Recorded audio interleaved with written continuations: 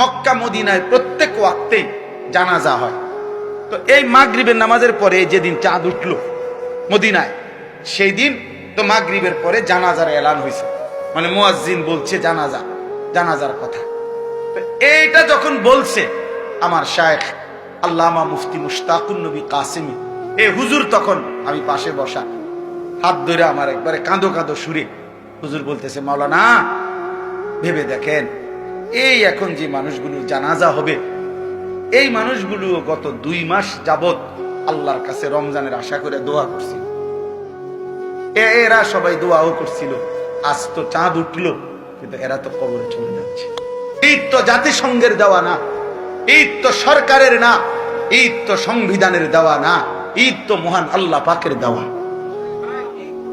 রাসূলুল্লাহ সাল্লাল্লাহু আলাইহি সাল্লামের ঘোষণা করা। আল্লাহ দিয়েছেন ঈদ, নবীজি ঘোষণা করেছেন।